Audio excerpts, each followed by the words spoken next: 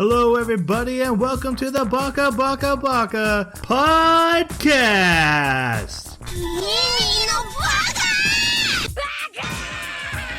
Baka. It's amazing how every time you open your mouth, you prove you're an idiot. Hello, everybody, and welcome to Baka. We are an anime podcast. Every 2 weeks, we watch an anime. We talk about it here on this podcast, and then we turn the discussion over to our community so that you can carry it on. We are watching the second of our two older, aged, classic anime choices that we do at the beginning of each year. That's we'll be talking about Claymore in today's episode. To do that, I need the help of my co-host. First off, we have the coin to my Witcher, Jeremy. How you doing, man? I'm doing pretty good. I rediscovered a YouTube channel that I am absolutely enjoying. I only got a smattering of his episodes before, but the channel is Isaac Arthur. I don't know if either of you guys have heard of him, but he's really prolific. He's made a ton of videos. And he's a physicist, and so his topics are on things like the Fermi paradox, which is, why do we not see aliens if they exist? Why can't we see signs of it? Like the Dyson dilemma, which from what I understand is like his own thing, talking about a possible solution to it. And then, or even maybe not even a solution, but it's more of just like another issue piled on top of it. But he also talks about things like transhumanism in the idea of how technology would lead to the development of humans that are no longer human, really. And he really digs deep into all kinds of different sci-fi aspects of it, but he uses modern science and what can be done with modern technologies to kind of plan out how you would be able to do all these things. And I just love it. It's great. Highly, highly recommend it. Isaac Arthur. All right. We also have the to be determined later. I couldn't think of anything, and the coin for the Witcher thing was too good to go with this anime. So it's Jason. Hey! How are you? Still need, well, more like neck deep in Path of Exile. So just been grinding away. Played anything else? We did play a little Rocket League, and that was probably the funniest session of Rocket League we've ever played. I don't think I've laughed that hard in a while. You're not the one scoring, you're the one drinking. That's the rule. That's right. If your name doesn't come up, you gotta drink. You know what's the best about doing that? When you come back like a day or two later and you're all awake, your MMR is tanked. So you play against just the horrible players and you feel like a god. No, it's funny too, because you're trying to do well, but as the night goes on, you can't. You just get worse and worse. It's not like reverse boosting on purpose. It's like I'm putting in my best effort, but my best effort is half asleep because I've had a couple drinks because I can't score goals. Oh. Yeah, it's a good game. And my name is Troy, and I have discovered the hit show 2020 Ted Lasso. It's on Apple Plus. So I don't think it got discovered as much as it should. It is about a American football coach who gets hired to coach a British soccer team in the Premier League. I don't know most of what that meant with soccer because I don't know anything about soccer, but the show is fantastic. And there's so many shows that are like BoJack Horseman, House, Fleabag, where the main character is just awful. It's an awful main character, but you root for him anyway, right? You're like, oh, I want you to redeem yourself. I want you to be better. And the shows really work. And I really like those shows I named. This is the opposite. This is a character who's just a good person and is an underdog in every situation. And you just want to root for him. And he's so good-hearted that you're like, I want to be a better person. Mm-hmm. And it's made by the creator of Scrubs, who, Scrubs was really funny, but also had really strong, heartfelt moments. And that carries through to this show. Jason Sudeikis stars in it. Absolutely fantastic. I only have Apple Plus because I bought a phone. They give it to you for free for a year if you bought a phone. And I after 6 years, I had to upgrade my phone. So I was lucky enough to get to watch it, but I highly recommend if you are lucky enough to have Apple Plus or have the money to splurge on it. I haven't really found much else to watch on Apple Plus. How's the movie chart going? Movie chart is good. I watched Pan's Labyrinth last night. It was good. It's a good movie. That was a good movie. Gosh. There's one scene in that just traumatized me, and I will never forget it. It has to do with a young man and a beer bottle. Oh yeah, that. Oh my god! I had my shirt over my face for a couple gory scenes. There's a couple very, and it's not even to do with the fantastical stuff. It's just hey, humans are the worst monsters. yeah. Great movie. All right, let's go on to talking about this anime. We're going to do some non-spoiler reviews, let you know our initial thoughts, our recommendations on it, and we'll start with Jeremy, who had chose it this time. So, Jeremy, what did you think of Claymore? Obviously, I recommend it. It was as good as I remember. It certainly does have a little bit of dialogue issues, but I wonder if that's an artifact of the time and the level of translation. And I know, Jason, you pointed out kind of the process that the story went from manga to light novel and then to anime. So maybe there was even something in that I could use as an excuse for the dialogue because it is a bit repetitive and wooden. And yeah, but other than that, like if you can stick it past the first 3 or 4 episodes, and they're not going to be great. The first 3 or 4 episodes are going to come off a little bit repetitive and episodic. But if you can get past them, you really have something cool to enjoy. I definitely enjoyed it just as much as I did before. All right, Jason, what'd you think? I ended up really liking it. The dialogue in the first couple episodes is rough. The animation sometimes feels just like paper dolls rushing across the screen.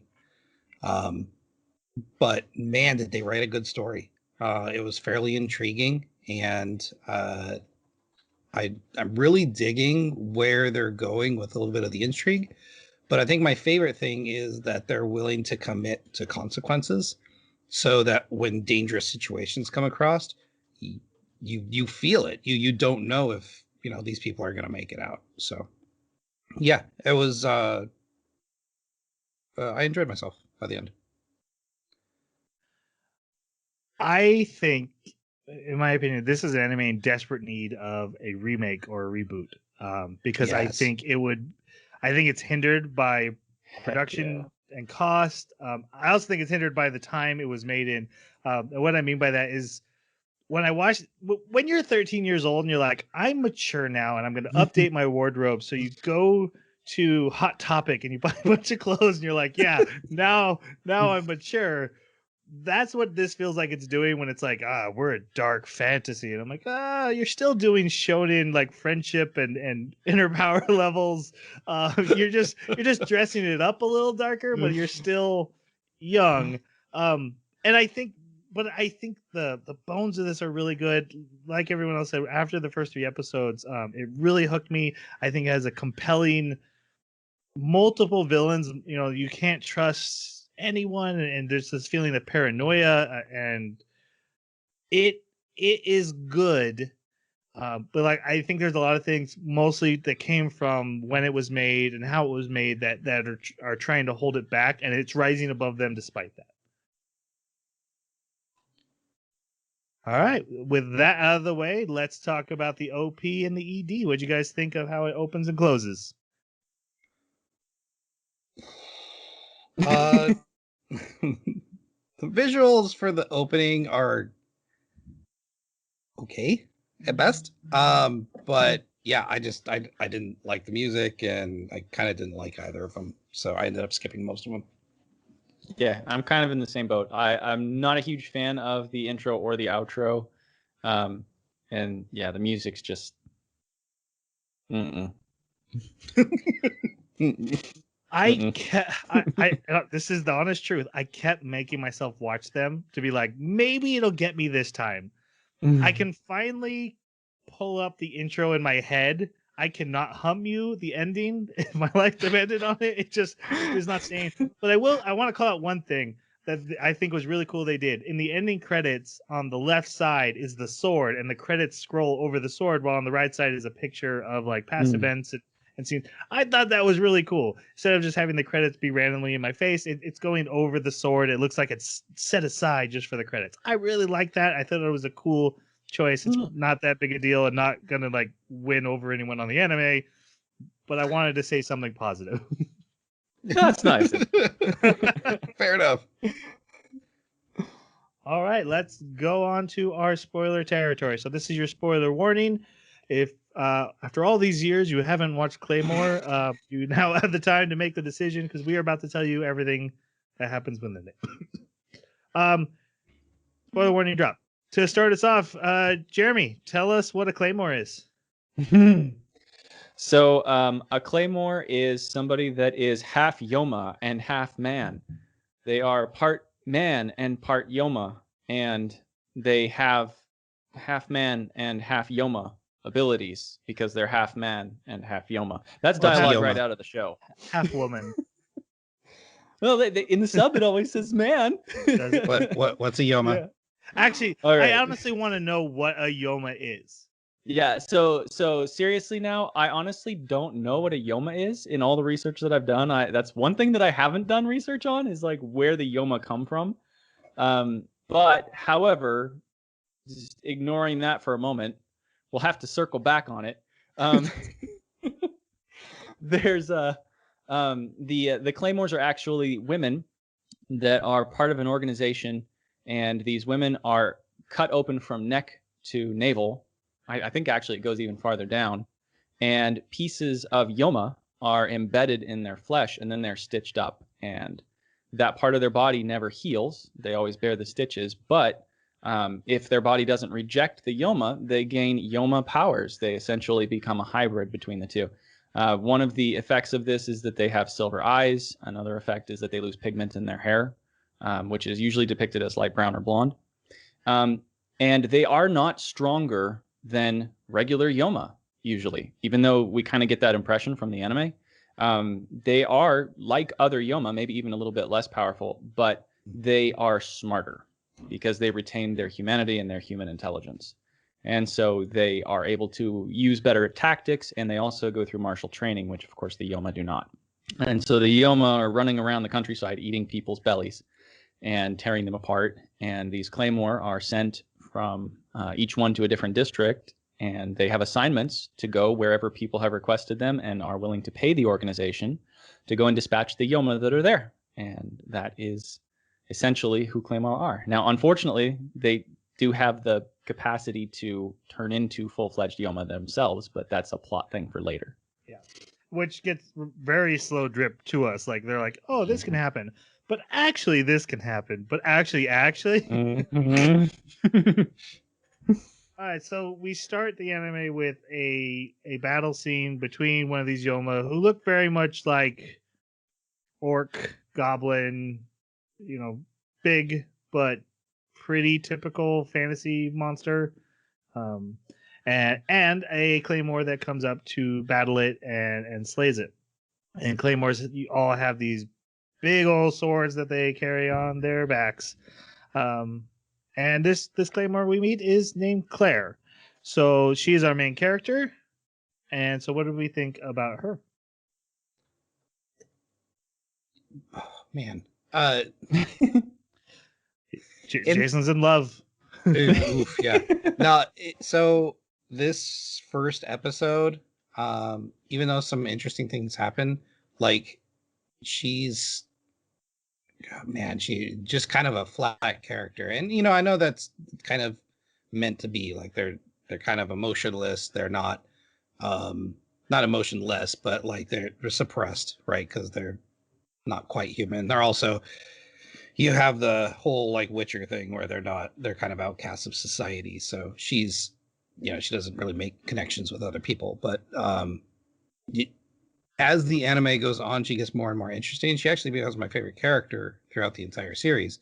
But in these first couple episodes, there's not a lot to like about this character. Mm-hmm. Yeah, she's actually really boring at this point. Around episode 10 or so, she really kind of blossoms because you learn so much more about her. But I did just do a little tiny bit of quick research, and I want to hit that where did Yoma come from really quick. It's a secret, and saying it would spoil things we don't know at the end of this season. Fair enough. So, yeah. I more have a question. Are they physical monsters or are they spirits? Because at one point, Ayoma is like, hey, I'm in your brother's body and I have his memories and they're trying to affect me, but I don't really care. And I'm like, wait. No, they're entirely physical. Okay. When we get to that scene, I'll ask for some clarification then. Sure. All right, your thoughts on Claire? Yeah, Claire has a horrible, horrible past, and just witnessing how her character maintains consistency and very slow growth, especially considering that we're not 100% sure of like what the span of time has been that we're witnessing, because we do get a considerable flashback in this season, and I don't know how Claymore age. Like, I'm not sure how slowly they age. I think they may age slower than regular people. Oh, never mind. That's past 13 when they kind of explain that. But. Okay. Because I think they age slower, but I'm not 100% sure. So yeah, I didn't mention this is only episodes 1 through 13. Yeah, we only had time for the first half of Claymore. I guess it doesn't spoil anything. They don't. They do age internally, but on the outside, they will always look the way the day they were transformed. Okay. Yeah. Because I know that there's one of them that is really old, and you don't really get to introduced to her until after this season's end. But I haven't seen her in like 10 years, so I don't remember the details very well. But yeah, so I really like Claire. Of course, she's one half of two characters that I really like in this. Kind of like them equally just because of the big impression that was left on me by the other one. But you really get attached to her as the story goes on, and she has a certain quiet dignity. So one of the things that I often complain about in anime is that characters will do things purely based on their passion or their explosive willpower. And Claire is no different in her ability coming from her willpower. That's actually a major facet of her personality and her strengths. But she has a quiet dignity about it where she's not flamboyantly yelling about her willpower. And I don't know, but somehow that makes it more palatable to me. Like, she has the willpower to do this thing, so she also has the willpower to stifle herself from yelling about her willpower. You know? I don't know. But I really like this character. I don't dislike Claire, but I'm not a huge fan either. And I think probably any issues I had with this anime kind of came from not being able to get very attached to her. Probably just because of the lack of emotion. I'm like, oh, well, this is how all Claymore are. And then we meet more Claymore, and I'm like, okay, well, not so much. Yeah. This one's sassy. This one's, they seem to goodly, not goodly. It's a good thing that they have different personalities, especially since they also are so physical similarities. But yeah, Claire just really, and I was warming up to her in the end. There's a training arc that starts, and I'm like, oh yeah, it's shonen training arc, cool. And so I was getting into it, but it was one of the things that hindered me throughout the series. Is like I have a hard time really caring about Claire, and her sidekick is not helping. But we'll get to him in a minute. Yeah. Well, I do have a question though. So seeing her past and seeing the things that she went through, do you think that provided enough of an excuse for why she was kind of wooden at the start? Yes. Okay. I don't think it's like unfair in the story that she's like that. It's just the kind of character I don't latch onto. Yeah. That's all. Okay. All right. So after the scene, we start with a village. One thing I want to say, after the first 3 episodes, not really gelling with this, and knowing this is a well-reviewed anime, I started kind of peeking around it. What are people saying? What am I missing? And a lot of people Jeremy are saying, making me watch. Jeez. Well, no, because I've tried it before, and like I said, I know it had good reviews going into this. And a lot of people said the world building is good, and they're right. on the other flip side, every single village is the same.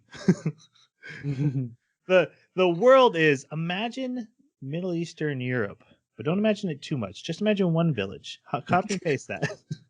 Put a church in one, okay? When they say world building level, is like the organization and the monsters and how that all works together is very interesting. But you can, if I showed you random scenes from random episodes, you wouldn't know what episode you were in. You're just like, that's a village from one of the episodes. Yeah, that's true. Again, I think that's a production thing. Like we can't show very different villages. We can show village. Anyway, a village. There's been a murder. It was clearly by a Yoma. The village is freaking out. They're even starting to blame each other because Yoma can appear as humans, and they find out a Claymore is coming, and that freaks them out too. If you're not familiar with this anime, think Witcher, even though Witchers aren't the monsters also that they hunt, but very similar. Like, we don't trust this, even though it's the thing that will come and save us. And we also meet two brothers, Zaki and Rocky. Rocky Good start. is a main. Yeah, that did throw me. I'm like, really? This is parents wanted to crime. There are parents that do that. That's actually legit. Yep. I didn't do it to my twins because I wasn't evil.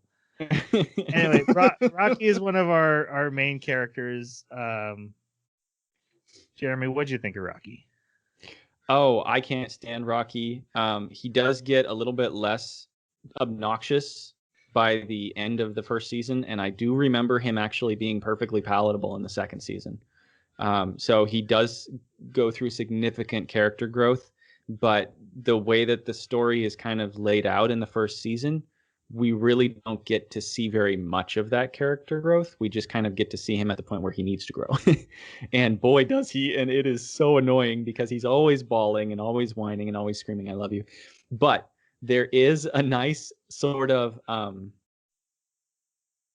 a semi-reflection. And I'll say a semi-reflection because even the anime recognized that there was a difference between a flashback, which is kind of a repeated scene where you have a Claymore that's being followed by a child. And you have the same thing here where Rocky begins to follow Claire, our Claymore. And so you do get this repetition, but even the anime acknowledged that there was a difference in the relationship between the Claymore and the child that was following them, who really isn't, he's not really a child. He's into his teens, and I'm going to assume that he's older than 16, 17, but I honestly don't know. He may not be. He sure doesn't act like it. But yeah, it's just seeing the way that they portrayed the character and realizing at that point that, oh, he's actually filling the role that we saw in the flashback that this other character filled. And I don't know, it made him a little bit more palatable for me. And then seeing his arc in the second season made him even more palatable. But just in the first season, yeah, he's a little rough. All right, Jason, what about you? Rocky, he serves a purpose. And I like the purpose that he serves. Exposition? But his huh? His purpose is to have exposition be told to him so we understand what's going on. That's one. He becomes a motivation for Claire. Okay. And it pulls her into more of caring about humanity, because it's very easy for these Claymores to just not care about humanity at all. And because, yeah, but anyways, and I like their relationship because it does bring a bit of danger, but brevity, and then also, like, warm-heartedness to the anime, that it could just end up being a straight up power fight anime, right? Mm-hmm. Besides that, Rocky is literally the worst. His dialogue's not great. He makes terrible decisions. And in every situation where Claire needs to get a job done, he gets in the way and he becomes a hindrance to her in dangerous situations. So, Carl, yeah, and get in the house. Right. It's a bit contrived some of the situations. But besides that, yeah, I think, like I said, I think he serves a decent purpose as far as developing Claire. I can't stand Rocky for all the reasons that have already been said. So, but I will say, and I honestly felt this because I've only seen to episode 13. I have no idea what's coming in the future. Unlike my co-host, I did feel like he's at a really good launching point with a lot of potential to become a better character. Like he's now setting off on his own with the idea that he needs to be stronger if he wants to be with Claire, and that he could go mature and come back a better character. And it really felt like they were setting that up. And so honestly, when he leaves the story at the very tail end of these 13 episodes, I was like, okay, that I see potential there. But for everything you guys have said, yeah, he's the worst. And I think mostly he's there. So, hey, we need to explain Claymores to someone out loud. We need this character. But, he's very whiny. He's very... He reminds me of like a Team 4-star character, but he's real. Yeah. He's not a parody. The actual anime. Yep. So Claire arrives at this town, and Rocky starts following her around. She almost attacks him when she runs up, which kind of gave the game away, but that's fine. He follows her to the edge of town where she's like, I'm gonna sleep here, and he's pestering her, and he tells her he wants to cook her something, but night is coming, so he has to go home, and he returns to his uncle's house because recently his parents had been killed by the very Yoma that she's hunting. And when he gets there, his uncle's dead, also killed by the Yoma, and the Yoma is actually his brother. And his brother's like, "Oh my god, for weeks I've had to pretend to be your brother," and the Yoma starts crying. So this is what I'm a little confused, because if they're just a monster taking on a human shape, the Yoma starts crying. He's like, "Oh, it's your brother's memories trying to get out, but I'm still gonna eat you." So then I was thinking, are they like a ghost that possesses people? No. Okay. Nope. The Yoma are actually something that's created that has a sort of parasitic relationship with whatever it consumes. So, like, when it consumes something, it does actually have the ability to absorb some of the thoughts and memories of it. But this kind of comes from its connection to Abyssal Ones and Awakened, which we learn about Awakened later, but I don't know if you guys know anything about the Abyssal Ones, other than maybe the term. Okay. I do now. Yeah, so you do now, yeah. But I don't think that's something we can really discuss. Yeah, we can't really discuss. But there are parasitic qualities to all of those creatures, and they manifest in a lesser extent with Yoma. Okay. Claire burst in, and she's like, "Yeah, I smelled you on the boy. You're an idiot." And we get our episode 1. Hero kills low level villain, so we know what the hero can do. And then she leaves, and Rocky, the village, banishes him because they're like, well, if his brother was Yoma, we don't know if he's safe. So he then goes wandering into a desert, is found by Claire, awakens, passes out when he finds Claire, awakens in a village, find out that she left him there. And then he goes after her, and he instead finds a different Claymore, and he's like, "Hey, have you seen Claire?" And she says something that gives her away, and he's like, "Wait, you're not a Claymore, you're a Yoma." And she uses him as bait. Claire comes, has to throw away her sword, gets punctured through the gut by this monster, but manages to get back to her sword and kill it. And she's okay even with the wound. Tells Rocky, I wasn't here to save you. But then it's like, but if you want to become my cook, I guess you can travel with me. And that's our first episode. Then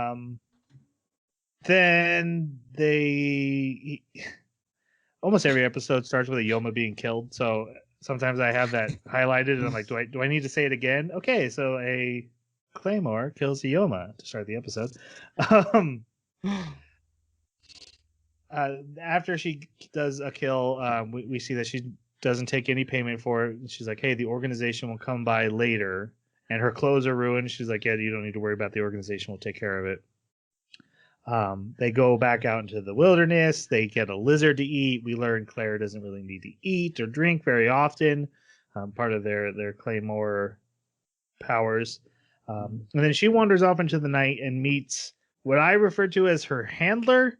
They're basically members of the organization that give the Claymores their assignments, collect the money for them, and basically a manager type person. And he warns her about like, hey, you probably shouldn't be traveling with a kid. That's a really dumb idea. She's like, don't worry about it. It's just a cook. He gives her new clothes, and then he gives her a black card, which then we start seeing some flashbacks, and it clearly upsets her. And her and Rocky go to a village, and she's like, hey, you need to stay here. I'm going to go do something. And when she leaves, the handler shows up, and he's talking to Rocky. He's like, yeah, sometimes Claymores turn into Yoma. And so Rocky's like, oh my God, that's what she's going to go do. She's going to go transform. So he runs after her to help her. But that's not what she's going to do. There is a Claymore that is turning into a Yoma. It's her old friend from Claymore camp.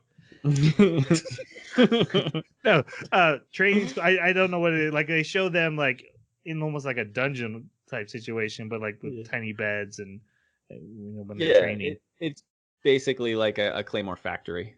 Right. Yeah. And a lot of Claymores talk about like we were in the same class together, or we trained together. So obviously these girls go through very hard times, and so they bond when they tend to come out with these friendships that then they're scattered to the winds of the country and barely hear from each other ever again. Yeah, based on what information I've found out so far, about 80% of them don't survive it. Ah, dang. And so what's happening is her friend is now becoming a Yoma, and when your Yoki power, so that yokai in English, it sounds better than Yoki. Yeah, no, definitely Yoki. In the Japanese, it comes across as yokai. Okay. I just want you to know I didn't mispronounce it. That one I definitely heard. Okay. But anyway, that's the power of the Yoma that's inside you. If you overuse it, and you'll start to transform. So you send a black card to the Claymore you want to come kill you. And that's what she has done. She's called for Claire. She starts transforming. Rocky shows up. He's like, hey, don't transform. Wait, she's transforming? Oh, don't kill her. That'd be horrible. And but she does. She kills her friend to put her out of her That is a theme for Rocky. Yeah. Don't do this thing that I don't understand. Or shouldn't be involved with at all.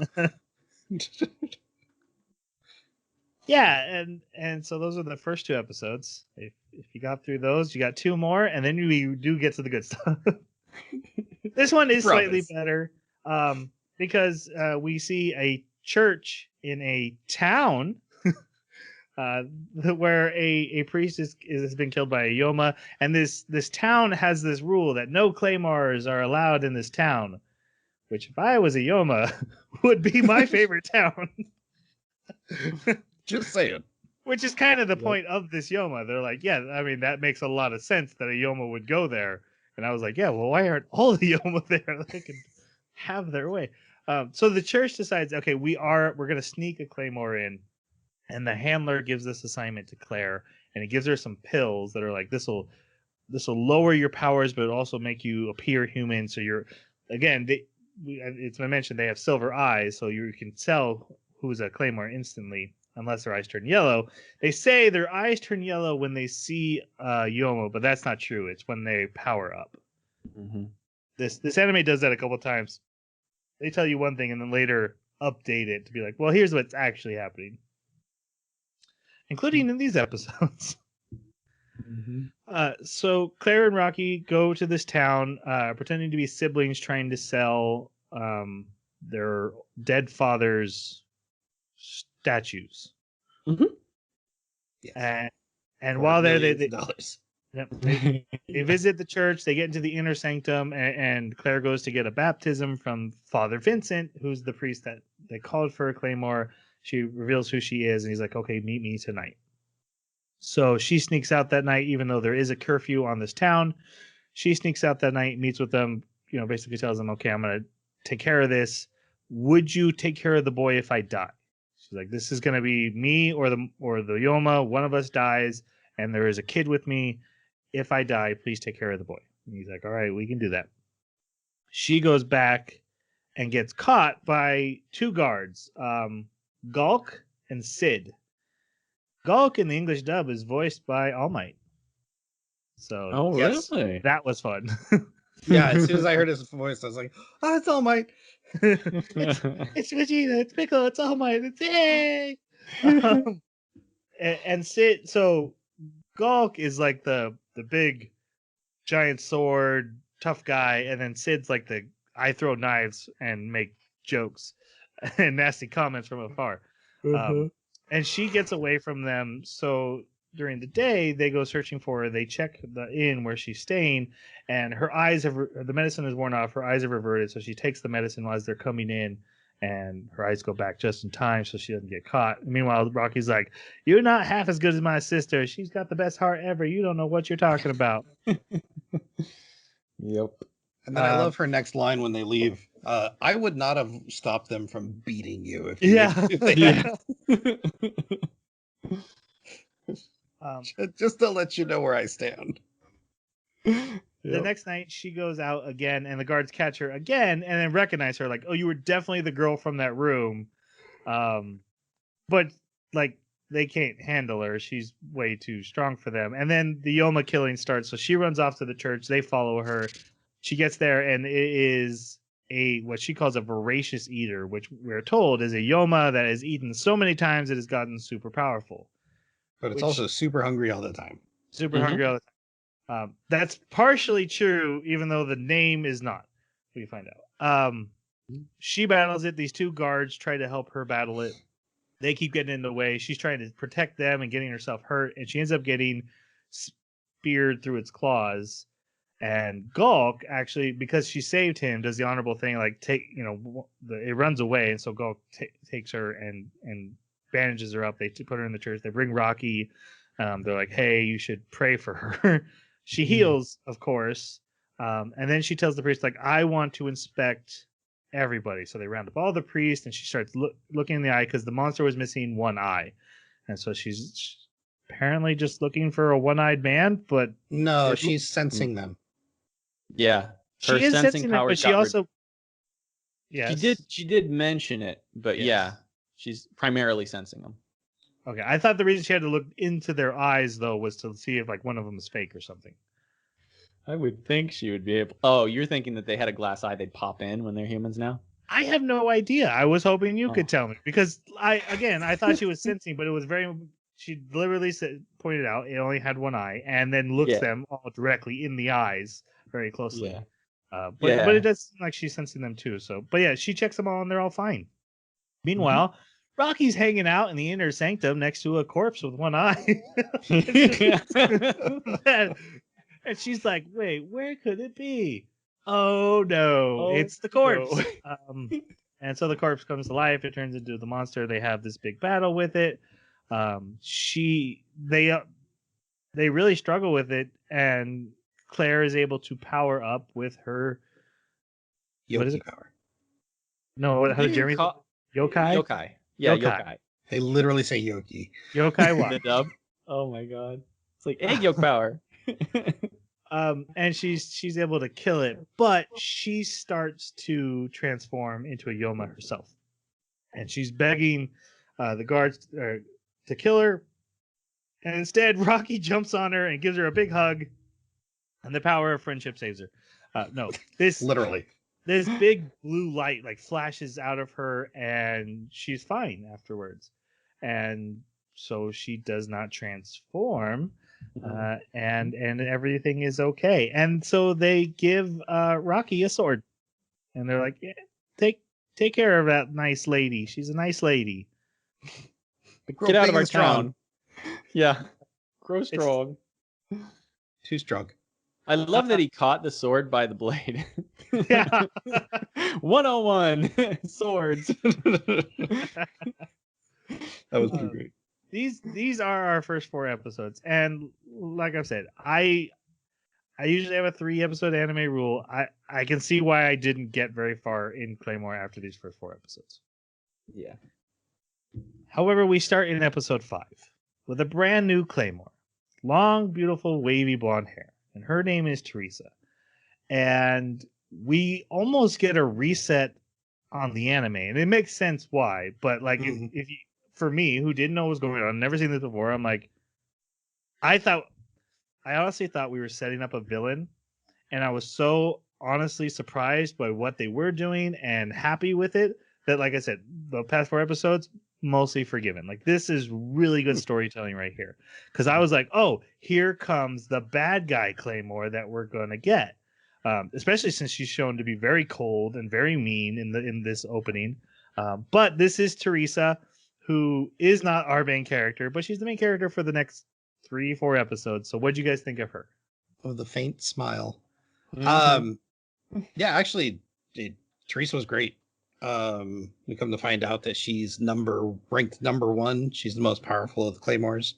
Because of that, she just kind of does what she wants. But yeah, she starts out really cold and she turns into a really great character. Yeah, I really enjoyed her arc. Yeah, I remember when I was first watching this, I was really confused when this episode started, and I'm like, "Am I watching the same anime? Did something go wrong?" And I like switched to a different season. Like, what is going on here?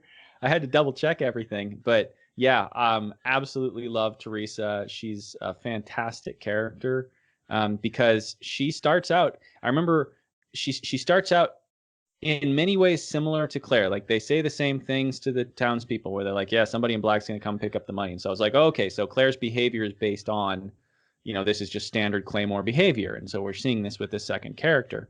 But then she basically grows so much from being this cold-hearted bitch, basically, into being a character that we just, I really, really, really cared about this character, and yeah, she's the other half of the 2 characters that are my favorite.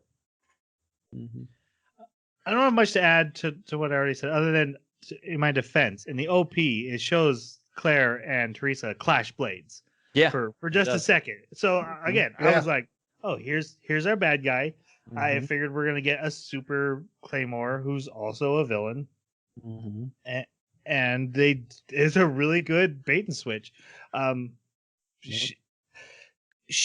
about to go through a very similar story to what we just saw with Claire's first 2 episodes, and it's done better this time. like it was almost good, well practiced.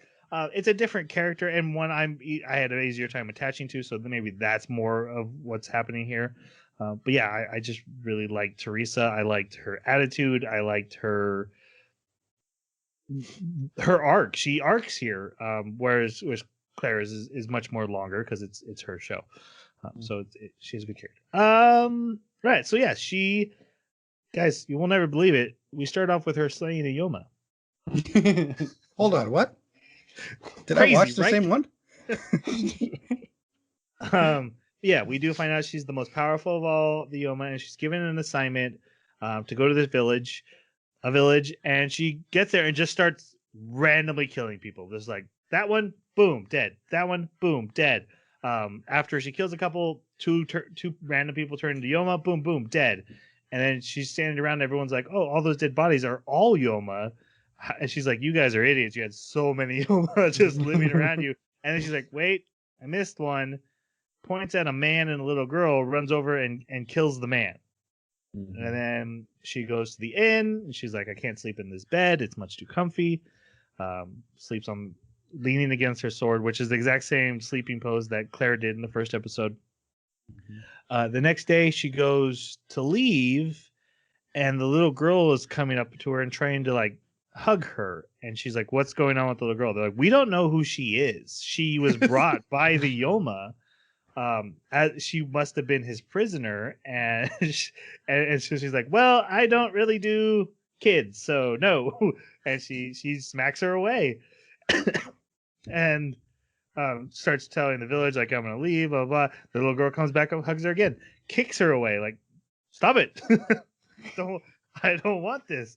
We are not friends. And she leaves, and the girl follows her.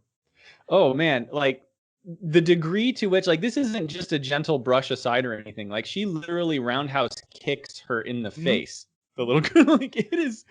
I was shocked when this happened the first time. I was like, "Whoa, that kid! That's so brutal." Gone. In the forest, they come across a group of bandits, and Teresa takes one of their hands off, and then the other bandits are like, "Haha, dummy, he might die, and then you'd be in big trouble because you're a Claymore, and Claymores aren't allowed to kill humans. That's a super big important rule." And so they're like, "We're gonna mess with you," and she's like, "Well, if you want to do womanly things to me, here's this horrible scar I have." And they're like, "Oh, okay, never mind." So the bandits leave, and the guy with the cut off hand is very, very put out. And Teresa, again, the little girl is following her. Teresa keeps going. Eventually, she's like, "Okay, this is enough," and she like jumps off a cliff and jumps down to the landing below. And the little girl jumps after her and like hits a couple branches and a couple ledges, and then face first plants and is unconscious. Yep. And Teresa's like, "Well, that's not my problem," and walks away. But then she comes back and she's like, "But the bandits could do something, and then I would be responsible for that, and that could break the rules." In the sub, what she says is, "People saw me traveling with her. If she dies, people will know that it was with me. They'll blame me. I have to take care of her." She said, I forget how she worded it in the dub. It was something about like the bandits could kill her, and then I could get blamed or something. Interesting. So she throws her in the river to wake her up, and says, "You mostly passed out from dehydration and falling really far, so you're not allowed out of that river until you drink and bathe, because you stink." You stink. So she starts taking care of her, starts feeding her, and at the end of the episode, she's like, "What's your name?" And the girl's like, "Blah blah blah blah blah." I guess that's how it goes in the English dub. I was really caught by surprise when she tried to speak. Especially since we learn later she can speak. So I'm like, I don't know what happened here. It's like she had a little mini stroke. She didn't do that in the sub. Jason, that did happen though, right? I don't know if it was literally a stroke or she just was so traumatized she couldn't. But man, well, she does go like blah blah blah blah. Yeah, yes, thank you. No, that's not in the sub. Yeah, that's no, amazing. It's amazing. So this part's really silly. Teresa's like, "I'm gonna name you Claire." The girl's like, "Right." She's like, "Oh, that is your name. That's lucky." Well, yeah, but it makes sense. Man.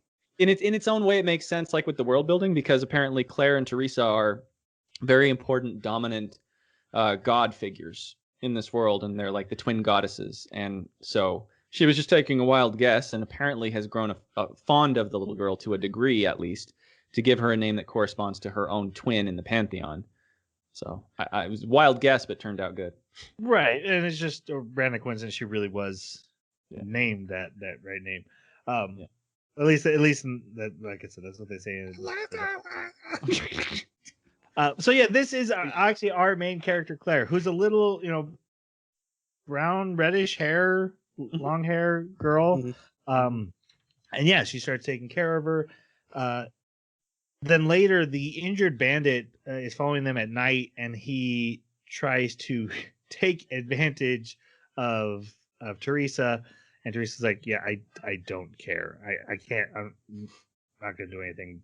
Literally, you're wasting your time." But Claire gets upset and tries to attack him. And when he gets aggressive to Claire, Teresa's like, "Yeah, you know what?" He's like, "You can't kill me. That's the rule." She's like, "I have a choice of following that rule or not, and you really want me to not choose wrong." So he sulks off. They go on to a village. Oh no, we have a very nice scene. She's going to leave her at the next village, but Claire actually talks to her after the bandit thing, and actually talks, and Teresa realizes when she was hugging me, she wasn't asking me to take care of her. She wasn't trying to seek warmth or affection. She was showing it to me because when she looked at me, she recognized someone who had gone through very similar experiences to her. She was trying to comfort me. And she's like, oh my God. And I kicked her. I am the worst. Yeah. And they have a really heartfelt moment where they hug, and Teresa cries, which, we didn't even know Claymore could do. She didn't even know. That was a huge scene for me because the way that she says it in the sub is that was when I learned even Silver Eyes can cry. And there's a certain poetic nature to the show in the way that it keeps repeating things really elegantly, not dialogue, but events. And this is one of those few events that I actually thought sounded poetic. Or, I mean, a few dialogue points that I actually thought sounded poetic too. So they do go to the next village, and she's like, I'm gonna leave you here. She kills a Yoma and then asks the village, can you please give a house to this young girl? Claire's like, I want to stay with you. She's bought Claire clothes, but she's like, no, you can't stay with me. And she leaves. Oh man, this is like they add a huge depth to this, just in the sense of like the little girl Claire literally drops all the expensive clothes, strips down to her underwear, and hugs her, and is like, "I don't want the clothes. I don't want this place. I don't want any of those things. I just want to be with you. I want to be with you. I love you." And because she's her mother figure now, and that was just another scene where like the way that they did it added so much more depth and so much more seriousness than you will see in most anime that I've seen. After Teresa does leave, though, the bandits attack, and Teresa realizes this and rushes back to the village. The one-handed bandit finds Claire and like starts beating her up. The one-handed bandit. He didn't have a name. Teresa shows up and she's like, you need to stop, and he's like, you can't stop me, and so she kills him. And you got to keep in mind too, everybody in the town is dead. The bandits have killed everyone, lit everything on fire. They're looting everything. There's nobody but bandits and little Claire here now. Yeah, which I'm going to come to here in a minute. Then she fights a guy with a whip sword, the leader of the bandits. He's like, I'm so cool. Look how I'm whipping, and he's dead. Yep. Yeah. And then that fast. And then we see the bandits are like, we're out of here. They're all running away. And then the next scene is just all the bandits are dead, just around her, just nothing but dead bandits. But yes, that's a big no-no for Claymores. I just want to know how she got caught. Turned herself in. She did. Mm-hmm. What an idiot. But why? It has to do with the indoctrination that Claymores go through. It is that deep. But she literally breaks it the next scene. So in the next scene, so she's on true. trial. There's 4 Claymores around her who are going to execute her. Again, this is because the public has to trust Claymores, which they already don't. But we can't have Claymores killing humans ever. So the Claymore has to die. and she's like, no. And she like takes out the 4 Claymores. Not killing them. Yeah, the way that they handled this, the way they presented the scenes, the way it came across to me is that she made that decision there and then because she kept thinking about Teresa. Or I mean, kept thinking about Claire. Yeah. And she just couldn't go through with it. Yeah. So she doesn't kill them. She says, your wounds will all heal, but I'm leaving. I'm done. And she takes Claire and she walks away. And so when your number 1 goes rogue, you call 2, 3, 4, 5. Yep. Which is who we start with. So we meet 4 actually Claymores, and we start with like just 2. They're in a village. They're battling tons of Claymore or Yoma, and then Elena of the Fast Sword shows up and is like, "Hey guys, we have a mission. We're gonna go kill number 1." And they're like, "Oh well, when's number 2?" And she's like, "Actually, number 2, we all got demoted because there's a new number 2, and she's over there." and that's Priscilla. So Priscilla is number 2, and she's like this rookie, but very similar to Teresa in that she has a ton of potential. She's super strong, and she super hates Yoma. She comes out of like an alley, like tripping and falling on her face, and like, this person's an idiot. And then they look in the alley, and there's like 30 Yoma just dead behind her. And then, like I said, the others are, so she's number 2. Elena of the Quick Sword is number 3, and then we have Noelle and Sophia, who are also there. Meanwhile, Teresa, she kills a Yoma in a village, and the village is like, "Can we pay you?" And she's like, "No, actually, yes, I'm gonna need some payment. That will be a thing." They get her and they let her stay at the inn. And then meanwhile, these other Claymores show up, and Teresa detects them because Teresa can sense yokai power. With that's so we find out like Claymores have special talents that, you know, some have different strengths in different areas, and Teresa's number one thing is that she can sense your ki. She's go through the flow of yokai power. Down to its most minuscule amounts as a predictive measure. Think Daredevil. Right. If Daredevil could sense energy. Sure. Yeah. All right. So they attack her in the inn. They literally like walk in and like drop a bunch of money in front of the innkeeper. He's like, "What's this for?" They're like, "For the damages."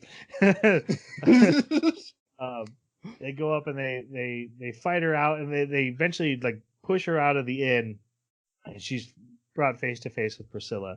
And the reason Priscilla is important is because she doesn't need her yokai energy to fight good. So Teresa is at a disadvantage with her, and they fight, except for Teresa's number 1 for a reason, guys. And she wins. And then they're like, "Okay, we're all 4 gonna have to team up, and all 4 of us power up." So they do. Well, we find out the reason that she's so good against everyone else because she can see the flow, she can predict everyone's movements before they go. But Priscilla, she can't read her movements. Well, she's still better than her. But yeah, Teresa's ability. Just a more experienced fighter. So, and then she's able to defeat the 4 of them. Anyway, and one thing about Teresa, she doesn't power up. When we were introduced to her, they're like, "It's Teresa the Faint Smile," but her features had never been scorned by, you know, sharp teeth or the veins or even the yellow eyes. She never uses her spirit energy because she's able to sense others. She's always one step ahead. Because it's not just I sense where you're moving; it's I sense what you're about to move. Right. It's almost, I guess, Spidey sense would probably. Hey, yeah, that's a really good way to put it. That's good. Yeah. So yeah, she defeats the 4, and then she goes to kill Priscilla, and we're seeing things from Elena's point of view, and she's like, of course she's going to kill Priscilla because she can beat the rest of us always, but Priscilla is just starting and is nothing but potential, and could eventually be a threat to her. And then Teresa doesn't, and she's like, "You know what? Come after me all you want, but I'm not doing this no more. I'm taking the girl and I'm going." Claire gets their stuff. They leave. And Priscilla is a wreck. She thought she was going to die. She was like crying for her dad. She was pushed to her limit. And then she gets pissed. and she's also like her degree of indoctrination is kicking in. Like, she's a fanatic who sees everything in the most black and white way possible. And so she sees Teresa and knows that Teresa killed humans and that the organization doesn't allow that. And she just keeps repeating that too, where she's like, "I'm here to protect humans. She kills humans. You I'm can't the good do guy." that. Yeah, I'm the good guy. She's the bad guy. How come she's winning? Very petulant, very culty. Yeah. Made perfect sense. She powers up. She rushes after her. The others go after Priscilla. And Priscilla, Teresa explains to her, like, "You're powering up too much. Like, we can only go so far before we reach a point of no return, and you don't know where your too far is, and you keep powering up, and you're going to pass it and get stuck." but Priscilla doesn't care. Her arms are now like turning into tentacles. Her teeth are sharp. She's transforming for her, and she manages to get a scratch on Teresa. And so Teresa's like, I guess I'm gonna have to put some effort into this, and so she starts powering up, and they fight until Priscilla passes the point of no return, and Teresa's she's comforting her. She's like, I'm sorry, but you've gone too far. You're going to turn into a Yoma. You need to stop now. And Priscilla's like, okay, please end this for me. Put me out of my misery. And right when that's about to happen, Priscilla kills Teresa. She fully gives in, becomes what we find out is an awakened being, which is like a super Yoma, and doesn't look like the traditional Yoma. She's like angel, but skeletonly, kind of, and purple with horns. Remind me of Kerrigan. Yeah, she looks almost like Kerrigan, but with a horn come out of her forehead.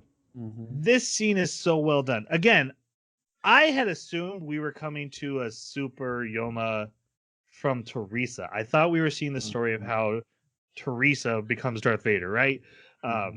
And instead, it's this young whippersnapper who kills her right in front of the little girl who loves her, and then kills the other Claymores, and then is about to kill Claire and decides, no, I'm going to fly off instead. Mm-hmm. And I'm going to go to where there's more food than just the little girl. She's super hungry, and she's off to go be a monster. And this is... It's in a flash. It's like you literally think the sword swing is going to be her head, and then suddenly Teresa's head is gone. And she's now in a new form.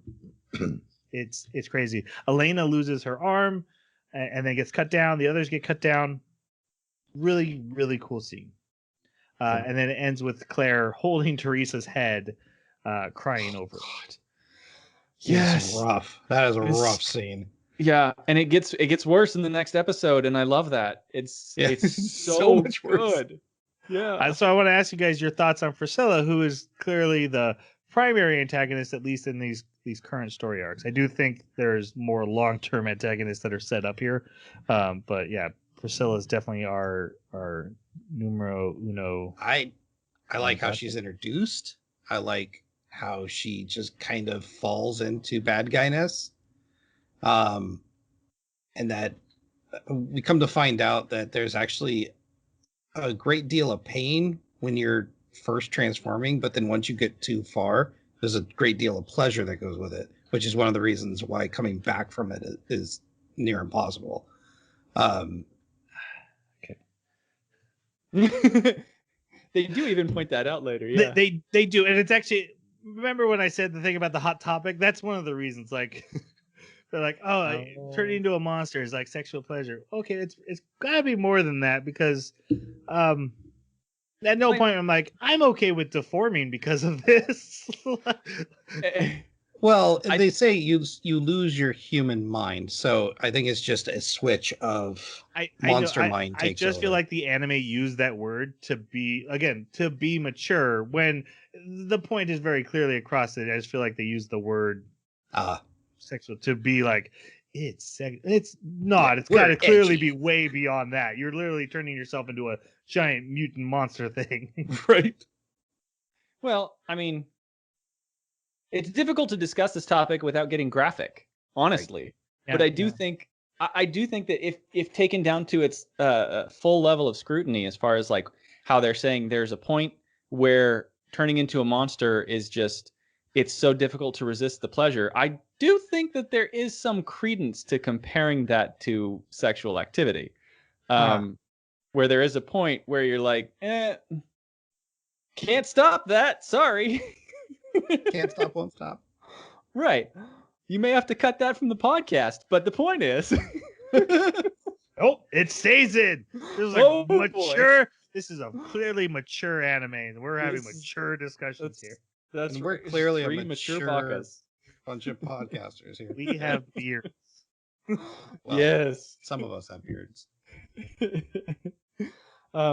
So yeah, I really enjoyed her character. For me, this was like, it bugged me so much when I watched this originally, because this scene where Teresa dies is just, It's heart-wrenching when you don't see it coming and you're like, I really like this character. She's changed so much. I'm watching her.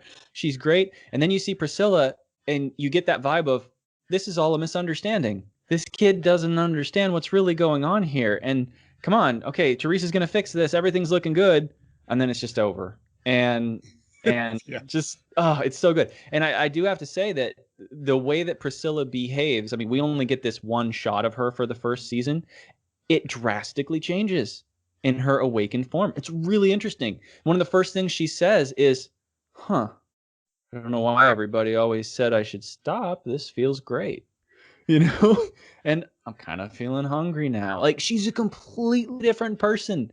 And the way they handle that is just, it's so believable. It's so well done. And oh my God, the music. And I know the music isn't necessarily connected to Priscilla, but just that really creepy undertone music that plays whenever things are supposed to enter into the horror scape, it fits perfectly. And I think Priscilla is a good example of how they do, in some ways, I think, meet the necessary levels of horror and seriousness that they are going for. And yeah, Priscilla is a major issue in the second season too, of course.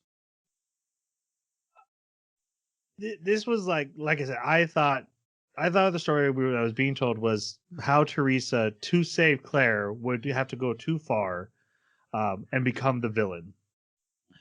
So this is akin to like watching Anakin Skywalker about to become Darth Vader, but right before he makes the choice to join the dark side, a random youngling jumps in and cuts his head off and is like, "I'm the Dark Lord of the Sith," and be like, "Okay, I did not see that coming. That guy's the bad guy now." That's kind of how this went for me, and it was really cool to be so surprised. And she starts as like the bumbling character, and she's gonna get whipped. But yeah, it was cool. Cool character. Yep. In our next episode actually starts still back in this flashback that we've been doing with this Claire wandering around through the village with Teresa's head, finding her current manager, the guy who's her manager now, and being like, "Put her in me." Mm-hmm. And we find that Claire is actually only 1/4 Yoma compared to everybody else, because she has Claire's parts put inside of Teresa's parts. Mm-hmm. Teresa has Claire's parts put inside of her. Nope. Claire has Teresa's parts. Yep. What he said. Claire has Teresa's parts inside of her, not straight up Yoma parts. Yep. All right. That was fun. We got this. We are professionals. And then we get like some cool shots of Claire being a Claymore. And then we meet up with there's these 3 Claymores who are traveling to meet up with Claire. Yeah, so we have now jumped back into the current story. Yep. Mm-hmm. Yeah. So it's these 3 are Miria, Helen, and Deneva. Mm-hmm. Thoughts on them? I think that's one of the rough things about the storytelling in this particular anime is you see a blonde-haired woman with a large sword in the same outfit, and it is so tough to tell them apart. But their hair's different, and their abilities are just slightly different. One's fasted this way, but one's fasted that way, and then one's a little more powerful in this way. That is a thing. There's multiple people who are like fast in a way. Yep. So these particular characters, I like that they're trying to distinguish them, but I'm having a hard time caring about them because we get a couple episodes with this group, but like, yeah. I don't know. I don't have a ton to say about them, I guess, because they don't get as much screen time, I guess, as I would like if we were gonna make this like a thing. Yeah, they do later, but not in the first season or first half. I really liked how it was the first time that we saw a difference in costume. I really didn't notice one in the flashbacks, And yet in this, Helen actually has a very distinctly different costume. She's got these black arm sections instead of the standard white, and they're even like connected with little metal pieces up at the top and by the wrist. Same thing with her legs. And I thought that was really interesting. I also noticed that their sword handles were different colors. And maybe this is just the way I watch anime, but those things to me were like, ooh, this is cool. All right, there's more color. Interesting. But I thought they did a good job establishing the different personalities that they had. Like one's a perfectionist, one's a hothead, and then one is just really clever. If I was to really boil it down. But what made them too clever, that's right. What made them interesting to me is how through them a corruption is revealed in the organization. And I thought they did a really good job setting up those characters as parts of that corruption, you know, as far as like they're kind of the victims of it. And yeah, so I liked them for that reason, and they were entertaining, and I really want to watch the rest of this anime.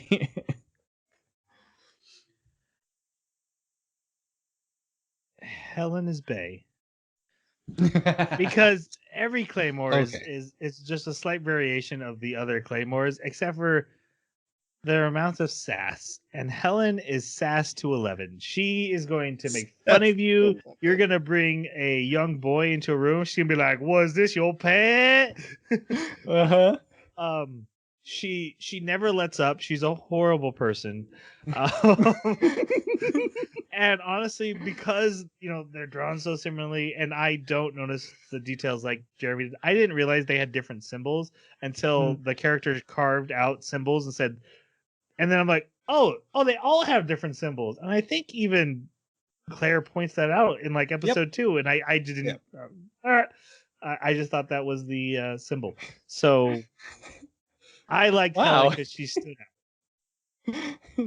Yeah, it was going back through my notes. I'm like, oh, it was okay. She talked about the symbol. That was, I should have known this. Yeah, it was on the black card. Yep. All right.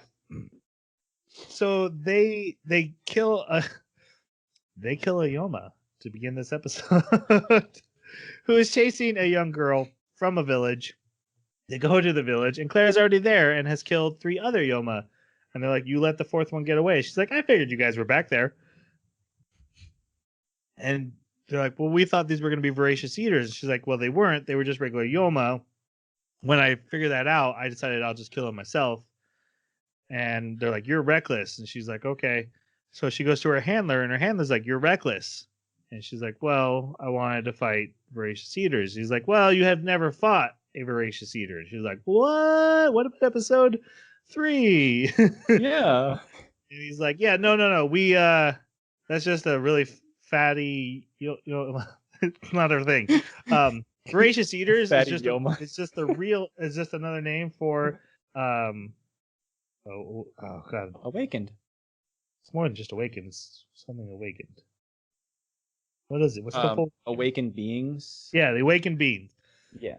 Which is what Priscilla is. Which means a Claymore that turned into a Yoma. And he's like, yeah, you've never actually fought one. Funny how we told you that. Joke's on you. And she's like, well, I want to fight Priscilla. And he's like, well, you can't until there's a contract to get her. And I threw my notebook in the air. Because this is an organization that says if our number 1 Claymore kills a bunch of evil bandits, she has to die. But if our number 2 becomes a giant murder machine that's going to kill a ton of people, I don't see how that's our problem. We don't get involved until we have to. And I'm like, this organization is terrible. Yes. Obviously, that is the point. Yes, I get that's the point. Yes. When this story beat came down, I was like, okay, whatever. I'm out. It especially after these episodes we're about in the arc we're about to go through, it definitely makes more sense. And I get Jeremy's looking at me like, you're figuring it out. I'm like, yes, I am. I get that. At the time, after having just come from that flashback, I'm like, really? We sent 4 women after 1 person for killing some humans, and then the super being were like, nah, it's chill, dude. Let's just be cool. All right. So anyway, there is a good reason too, which not just the organization's machinations, but there's another reason. Yeah. I kind of, like I said, from this I got like, okay, there's more to this. Obviously, the way they're parceling out information, I don't think this is a flaw in storytelling so much as more as part of the storytelling. Absolutely. But when he said that out loud, at that moment, I threw my note.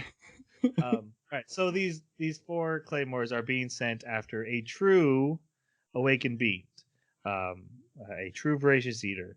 And he's like, so yeah, you want to fight one? Oh, I got a job for you. And they all meet, and she brings Rocky with her, and like I said, Helen's like, whoa, that's your pet, and they almost get in a fight.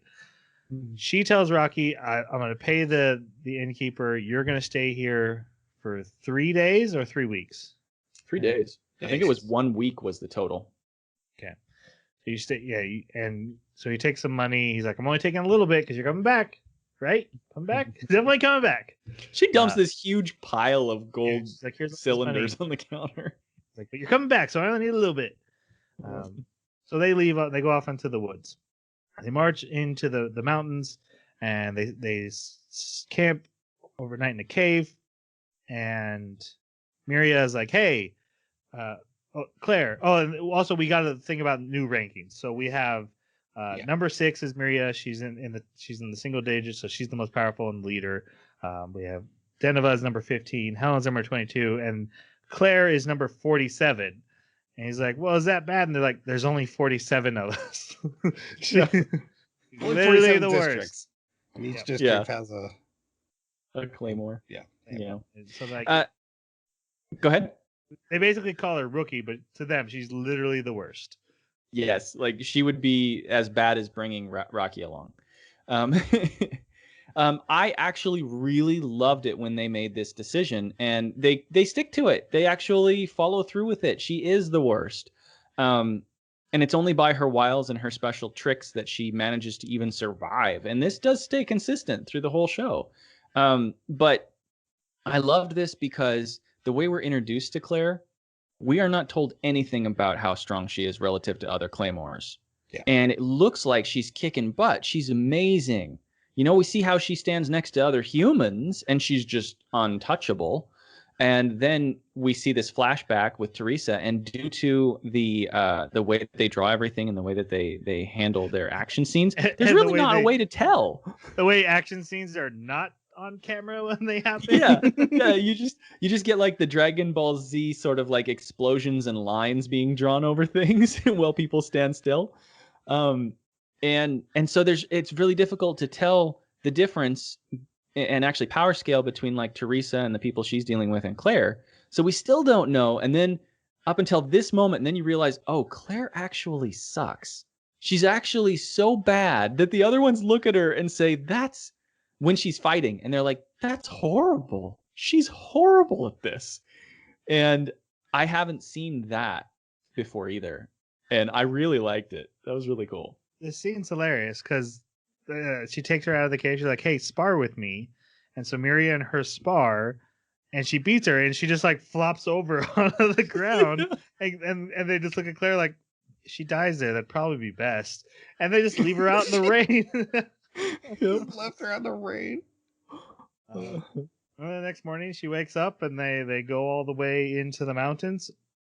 And they meet a young man comes out. He's like, "Oh, you're the Claymore they sent. I'm here to show you where the awakened being is." And they're like, "Wait a second, something's wrong." And he's like, I am the awakened being." and he's and it freaks them out because it's not just an awakened being; it's a male awakened being. Ain't that something? It is. Even though I'll be honest, when they first started, they're like, "Oh, it's a man," and I'm like, so, and then the next episode they start explaining why that's a big deal, and more important to me, what's really cool about this scene is like when he talked to them, like he knows their names. He's telling them stuff like, "You were sent here for a reason. I know why you're here." He is clearly not. They have clearly not been sent there to kill him. Mm-hmm. They have been sent there to be disposed of. He is the organization's disposer. And that's kind of messed up, even though they never actually say that out loud. Back at the hotel, the hotel guy is telling Rocky like, "Oh yeah, I see Claymores going to those mountains all the time. They don't come back." And Rocky's like, "Oh, that's fine. I'm sure it's fine." She told me she'd come back. She promised. She promised. There's a lot of fighting here. He starts off and he hurts everybody. He takes the one girl's like entire arm off. You think she's dead, and then she's growing her arm back. We find out, hey, her thing is regeneration. She's super took her arm regenerative. off and kicked her off like a 40-story cliff. Mm-hmm. And she comes back up, and her like muscles are growing back, which was a really cool shot. Yeah. We've mentioned animation and we haven't really gotten into it. I really think the way things are drawn is beautiful. Like the scenery is beautiful. Even the village is overused is drawn well. This is done by Madhouse. They're a good studio, but like we've mentioned, when there's an action shot, we don't actually see the action. We see the before and after to save money. And there's a couple times where like, hey, here's a sword moving back and forth real quick. There aren't a lot of good action moments, but what's happening is cool. We just don't get to see a lot of it. But I did want to compliment that I think the way things are drawn looks very good. Mm-hmm. It's definitely got that. Yeah, it's definitely got that weird, like exaggerated European features on profile that you got a lot of in the 90s, 80s. Very pointy faces. Yeah. But and the faces, I think there's times where even when you're looking at them straight on instead of profile, the position of the eyes and everything, it's just very unusual. It's not something you see today. They are a little bit farther apart than usual. It's really, I don't know. It really takes me back to the 90s seeing it. Yeah, the profile shots are rough because it's nearly the same face on every single character. It's true. It reminds me of Berserk. A lot of this anime actually feels like they liked Berserk when they made this. But very, very similar, I think, art styles, like in faces and stuff. Anyway, back to the fight. He's winning. Every time they seem to get the upper hand, he's winning. We find out one girl can stretch her limbs really far. That's why her costume is different. Is that he lets her stretch her arms and her legs, but she still goes down. And Miria she has super speed, but she has to use it to get everyone away. And Claire goes down really fast. Yeah, right away. And so Miria takes them on herself, but she's overusing her speed, and she eventually gets caught, and he like jabs his tongue into her stomach. Really, really cool horror scene. Like that looked horrible. Mm-hmm. And then Claire's like, okay, I'm gonna go fight it. And they're like, wait, what? And she's like, yeah, I'm not as hurt as you thought I was. And she's walking towards it, and he keeps attacking her with tentacles, and she's dodging them all, but she's not moving animation wise. But yeah, he keeps missing because she can sense his Loki. And it was weird when she was knocked out. We saw her having a dream of like Teresa talking to her and showing her fighting moves, and then we kind of hear Teresa's voice telling her like sense the Yoki, move with it, anticipate it. And she's able to get all the way to him.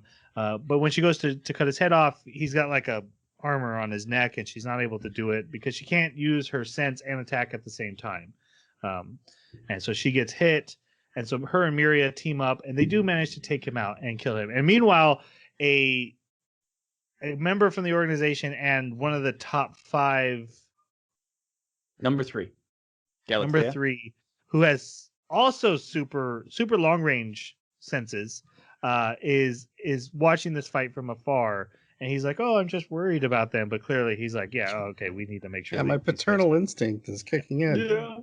Yeah. And then when it's like near done, he's like, yeah, I was kidding. I gotta go. Yeah, I don't care now. So after they have this big brawl, the 4 Claymores start talking, and they're like, okay, this was not an accident. We were not chosen at random. This was a thing. And like, okay, so what do we all have in common? And they realize they've all almost awakened. They almost all became awakened beings, but all managed to fight it off at the last second. And they're all a little bit considered troublemakers within the organization. They don't follow the rules quite right. They bring a kid along. They fight with others, that kind of stuff. You know, they're just super sassy. Oh, All Helen, the you're the sass. best. And Miria even reveals, like, I've been trying to figure out why our organization's so evil and take it down. Like, straight up. And then the one that can super heal, she's like, okay, well, I'm gonna go past my limit and almost awaken, or I'm gonna die if I don't heal from this. And so she does, and then doesn't awaken, and they're like, guys, I think we are awakened. We are some kind of like half awakened, and maybe we're awakening just very slowly. We don't really know, but the organization clearly is not happy with us. So we can't assume anything. We have to keep doing our jobs, but stay away from the top 5 claymores because they will probably kill you if they even have any inkling that you are an awakened. And definitely stay away from number 4, Ophelia. Everyone remember that? Number 4, Ophelia. Pay attention to this shape. Number 4, Ophelia. And then they do decide they have to go their own ways, but they will continue to work together. And then Claire goes back to Rocky, who never gave up hope. Mm-hmm. And of course, he runs to her weeping and bawling and hugs her. All right. In the next episode, Claire meets with her handler. Oh, wait. No, wait. First, she slays a Yoma in a village. Then she meets with her handler. And he's like, yeah, you're doing a great job. I have another job for you. I want you to go fight an awakened being. And so go to this town and take care of that for me. And she's like, well, I'm not going to die when I do this. And he's like, oh, good. I'm counting on that. Her handler, I actually wonder, it's hard enough to know, but like he seems tough to read. Yeah, it's hard to know whose side he's really on. The other handlers is like, oh yeah, that's clearly bad, but her handler seems to be a little bit of on both sides, not quite against her. He's like the snake in the dark, but you're unsure. You're unsure if he's on the organization side or if he's on his own side. Like, he tends to say things fairly cryptically.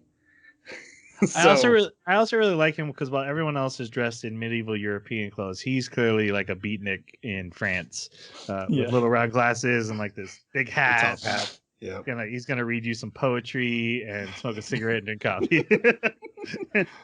I really love his character design. It's so out of place with everything else that it makes him cool. All right, so she goes to the town and she's like, okay, I have to meet other Claymore, but man, everything here feels weird. I can feel the awakened being, but I also feel like there's another Claymore here that's not quite right. And she also has told Rocky, you're not coming. And this episode sets up that Rocky really wants to get strong.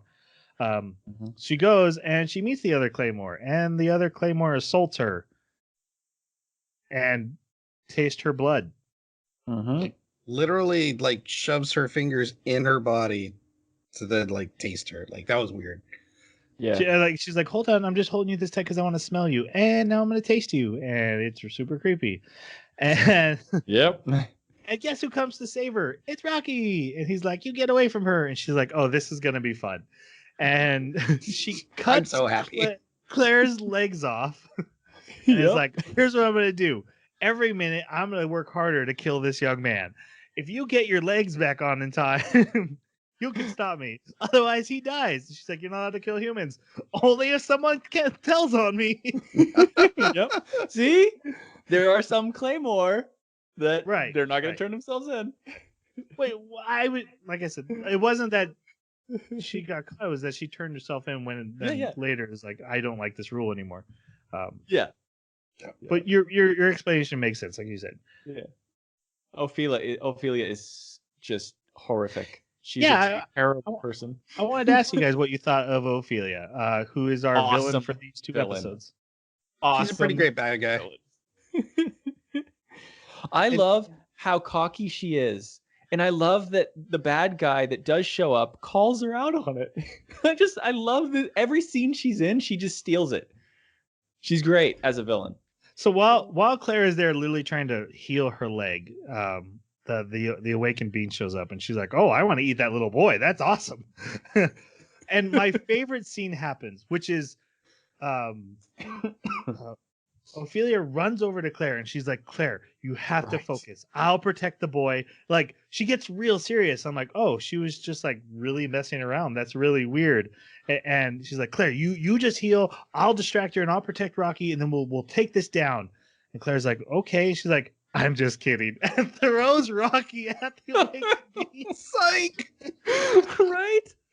That was a great moment. Like, hey, you didn't really know if she was good or evil. What's, is she just playing around? Is she just got a weird mentality? These Claymores aren't exactly human. And then pull back the curtain, like, nope, she full on crazy. Yep. And then she even grabs Claire's head and just shoves her face in the ground and makes her wait. Ground. Yep. Yeah. And says, "Nope, watch him die." Yep. And so Claire surpasses her limit, manages to save Rocky, and then Ophelia's like, with all the complaints that we have against Rocky, and I totally agree with them, this is one scene that I really liked, because Rocky is being held by the creature's hair tentacles, and he's being pulled closer and closer to its mouth, and he's got his sword, and he's starting to yell his sort of, "I'm not going to die here. I'm not going to die here. You can't kill me. I'm not going to let you." And you have this moment of like, is Rocky actually going to do something? Is he going to swing his sword and cut the hair or something like that, And so he swings his sword as this thing opens its gaping maw, and it's got these horrible teeth. He swings his sword to try and hit the face, and it just does nothing, like he's hitting a stone wall or a metal wall, and he just breaks. Yeah, he just breaks. His expression breaks, and he realizes, I can't do anything. And I was like, this is what the anime are always missing. They're always missing this realization of sometimes what you're facing is too formidable and someone else has to save you. And this was so great because he's such a whiner all this time. If he actually had managed to save himself, I think it would have done a horrible disservice to this anime. But this worked so well. Claire saves him and then has him like hold on tight and then runs off as fast as I love that scene. She's like, "No, you need to hold on tighter because I'm going to run and I can't worry about having to hold you." Meanwhile, the creature is like, "Hey, I guess I'll fight you, Ophelia." And Ophelia's like, "Ugh." Because now Ophelia is really excited. She's like, "Oh, that Claire is awakened and I get to kill her." She's within the rules. She's very excited about it. And then he's like, "Oh, I have to deal with you." And this awakened being's like, "Oh, I'm going to kill you," and grabs her and snaps her head around. And then Ophelia jumps up and kills the awakened being. I was too. I was like, "Oh my gosh, I thought Ophelia was just gonna win this easily, but here she is, neck twisted on the ground." Yep. And Ophelia's like, "Yeah, cut off my head like I'm about to do to you." Kills the awakened being. Then we get Claire telling Rocky he has to leave. Like, "You have to leave me. I will find you someday.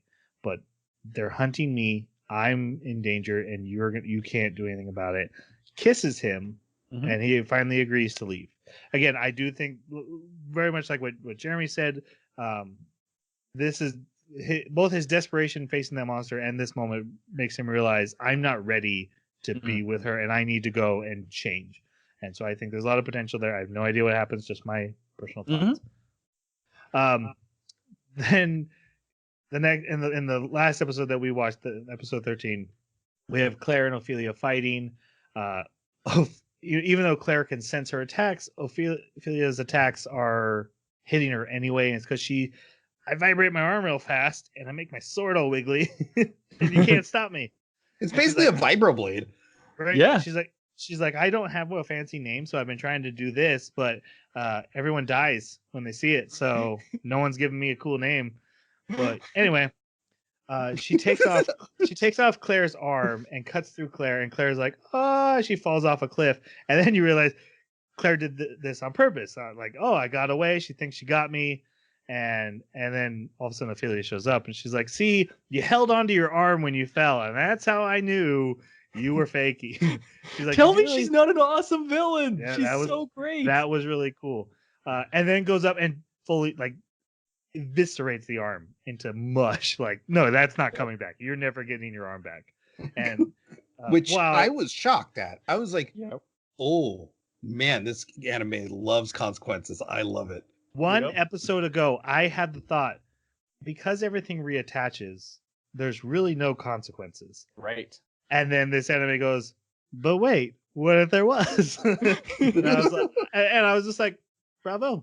Yep. Now, I 100% believe that Claire will have 2 arms in the future, but this was still a really cool moment and raised the stakes.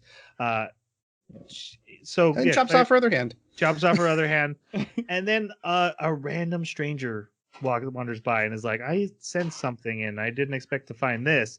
And Ophelia's like, "Well, I get to kill you too now," and she attacks her and is blocked, and attacks her again and is blocked. And looks like a force shield because this mysterious stranger doesn't move at all. This is, and we find out it's Elena of the Quick Sword, and she's still alive, and she destroys Ophelia. Does not kill her, but she wrecks her.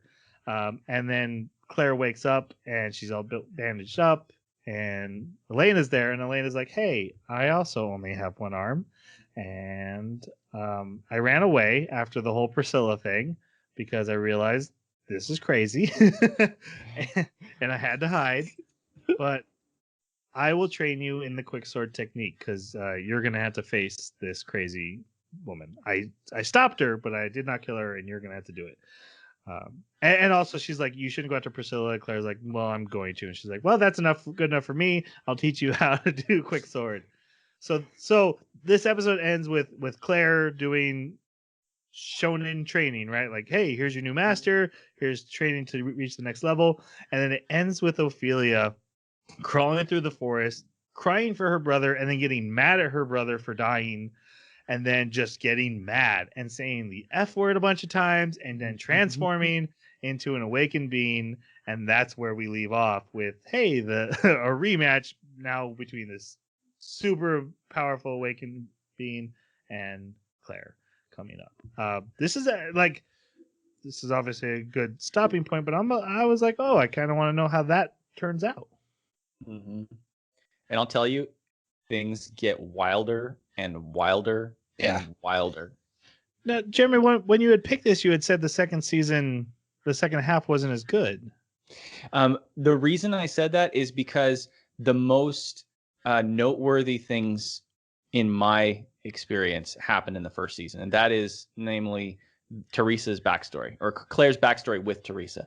Everything that happened with Teresa left so much of an impression on me that it carried a weight that I thought the second season didn't have emotionally, even though the second season goes, it basically takes everything that happened here and it goes even farther into the crazy and revealing the conspiracy.